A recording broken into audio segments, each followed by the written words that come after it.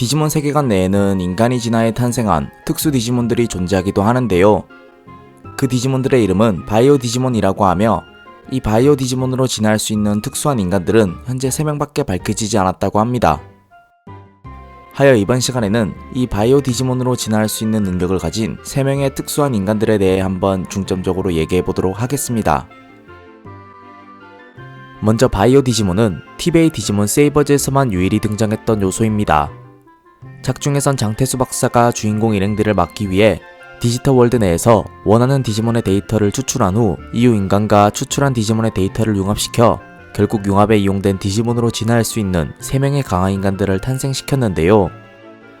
하여 인간과 디지몬의 생물학적 데이터를 이용해 인공적으로 탄생시킨 디지몬이라는 의미에서 바이오 디지몬이라는 이름을 붙이게 되었습니다.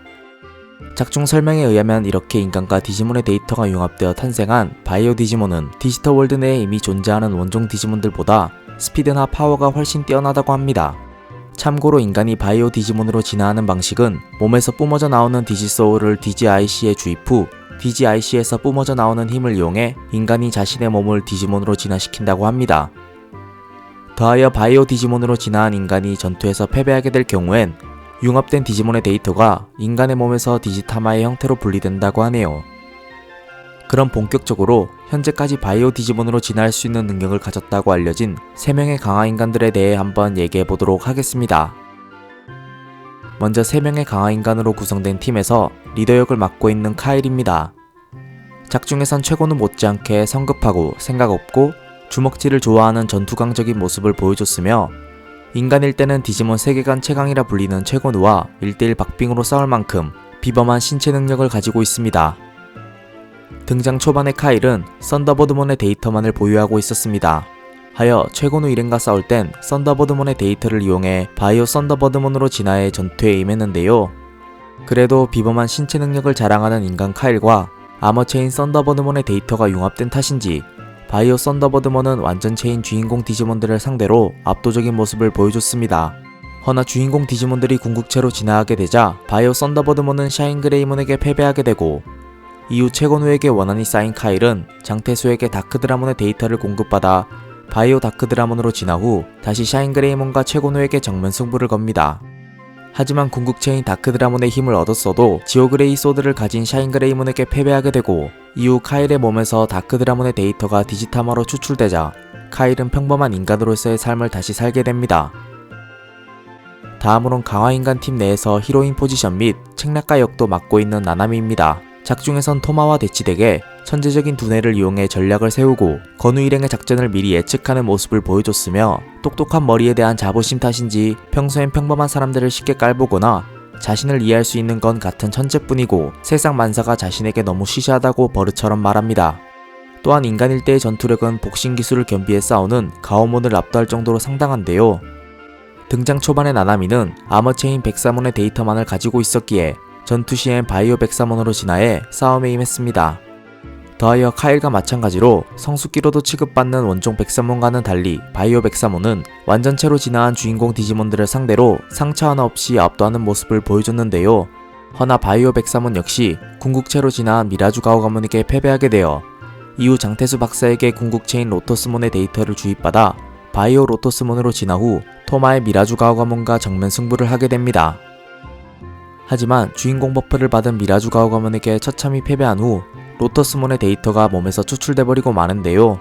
허나 카일처럼 평범한 일상으로 돌아갔는지는 나나미의 결말이 끝까지 밝혀지지 않았기에 나나미가 현재 어떻게 살고 있는지는 알 수 없습니다.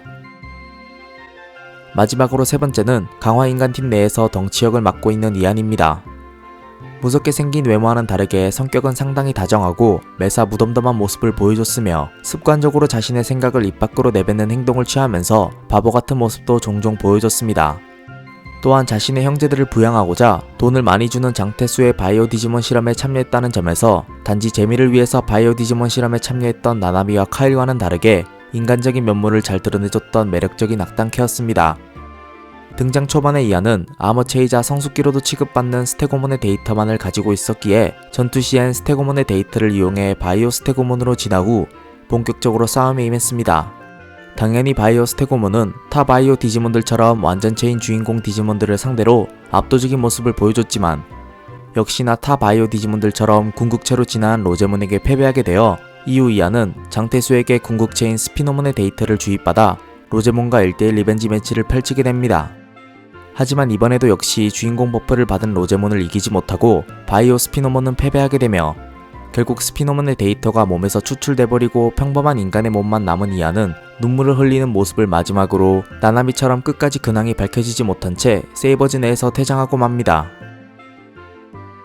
이상 지금까지 바이오 디지몬으로 진화할 수 있는 3명의 강화 인간들에 대해 얘기해봤는데요. 한때는 디지몬 유전자 데이터를 주입받아 인간의 한계를 뛰어넘는 힘과 디지몬으로 진화할 수 있는 능력도 가져 기세등등했던 강화 인간들이었지만 작품 후반부에 가선 모두 비참한 패배를 겪으면서 결국 인간의 육체에도 손상을 입게 되고 보유하고 있던 디지몬의 데이터 역시 몸에서 분리돼버리는 안타까운 결말을 맞이했기에 개인적으론 더 이상 이렇게 고통받는 결말을 맞이하는 강화 인간들이 나오지 않았으면 좋겠네요.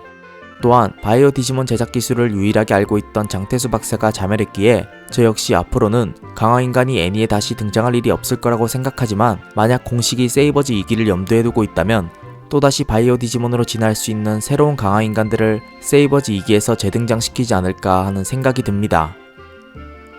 이상 지금까지 바이오 디지몬으로 진화할 수 있는 강화 인간들에 대해 간단하게 얘기해본 류짱이었습니다.